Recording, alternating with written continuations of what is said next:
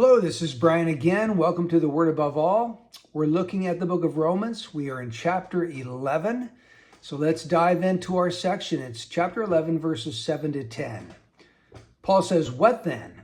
What Israel is seeking it is not obtained, but those who were chosen obtained it, and the rest were hardened. Just as it is written, God gave them a spirit of stupor, eyes to see not, and ears to hear not, down to this very day. And David says, let their table become a snare and a trap and a stumbling block and a retribution to them. Let their eyes be darkened to see not and bend their backs forever." Now, in our last video in Romans 11, we took a look at verses 1 to 6, and there we saw the election of Israel's minority. There we read that not all the Jews rejected Christ. There were some of them that believed upon him, but that was because they were God's remnant according to God's gracious choice, his sovereign grace. God kept a remnant for himself. Well, today we're looking at verses 7 to 10, and instead of looking at the election of Israel's minority, we're going to look at the rejection of Israel's majority. So notice, first of all, from our text, that there's two groups within Israel. There is, verse 7 talks about those who were chosen, and then the rest. So you have two groups, those who were chosen and the rest. Now, what do we notice about the rest? What does the scripture say about them? Well, first thing is that God hardened them. Our text tells us that. Those who were chosen obtained it, the rest were hardened. And the truth about it is that God was not passive in this hardening. God was active. We know that just from Romans chapter 9, verse 18, God hardens whom he desires. And here we're told that God gave them a spirit of stupor, eyes to see not, ears to hear not, down to this present day. So God was somehow involved in this hardening process. We just have to recognize that as being biblical. So God hardened them. Well, what does it mean for God to harden somebody? It means, number one, spiritual numbness. God gave them a spirit of stupor. Now, when someone is drunk, just really stone cold drunk, we say that guy is in a drunken stupor, meaning that he has been so affected by alcohol that he is unresponsive. You can talk to him, you can slap him on the back, and he won't respond. He's in a stupor. Well, here, lost Israelites, Paul said, are in a stupor. God gave them a spirit of stupor. What does that stupor include? It includes spiritual blindness and spiritual deafness. He says, eyes to see not. So their eyes could not see the truth of the gospel of Christ. Perhaps they could understand it intellectually, but they couldn't see so as to grasp the glory of the gospel. 2 Corinthians 4:4, Paul says that the God of this world has blinded the minds of the unbelieving that they may not see the light of the gospel of the glory of Christ. That was us. That was all lost people before they came to Christ. The devil, Satan, had blinded our minds.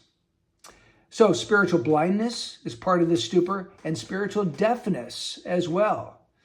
Ears to hear not, down to this present day. Remember when Jesus was talking to the religious leaders of his day in John chapter 8, verse 43? He says, "Why do you not understand what I am saying? It is because you cannot hear my word." They were spiritually deaf. They might hear the syllables, the sound waves, but they couldn't hear with appreciation. They couldn't hear with faith. They couldn't hear the glory of what Christ was telling them. So God hardened them. That hardening includes spiritual numbness. Spiritual numbness has to do with being spiritually blind and spiritually deaf. Now, what do those people who are hardened actually do? What do? Well, first of all, they prize the gifts over the giver. We know that because he tells us up here in verse 9, he quotes David. David says, let their table become a snare and a trap and a stumbling block and a retribution to them. Let their table become a snare and a trap. Well, what do we do at a table? We sit down and we feast. We celebrate. It's a place of blessing, a place of pleasure, a place of fellowship. Let their table become a snare and a trap. In other words, let these good gifts that God has given become something of a trap, a snare. How would that happen? It would only happen if we prized those good gifts more than the giver of those good gifts. Paul tells us in Romans chapter 1 that lost sinners, what do? They worship and serve the creature rather than the Creator, who is blessed forever. That's just our common foolishness as sinners. We prize these good gifts, but we don't really prize the one who gave them. The second thing that those who are hardened do is that they try to gain right standing with God through their works. He says in verse 10, they bend their backs forever. Now, what does it mean that they bend their backs? A bent back is a picture of a person who's carrying a heavy load. He's working hard. He's carrying that heavy load, sometimes up a hill. In Romans 10:3, Paul says, for not knowing about God's righteousness and seeking to establish their own, they did not subject themselves to the righteousness of God. Instead, they tried to keep God's law in order to attain righteousness or right standing with God. And so those who are hardened, they prize the gifts over the giver, and they try to gain a right standing with God through their works. Both of them are foolishness. Both of them end in futility and vanity. So, brother, sister, whoever you are today that's listening to this, understand that it's going to take a miracle for someone to come to faith in Jesus Christ. Why is that? Because they are hardened. Their mind is blinded. Their ears are deaf. They're in a spiritual stupor. They are numb and unresponsive to the things of God. In themselves, it is absolutely hopeless for them to be converted. They are going to need God to take an initiative outside of themselves to call them, to draw them to Jesus Christ, else they will never come. God may have hardened someone. He hardened us at one time. We were hardened.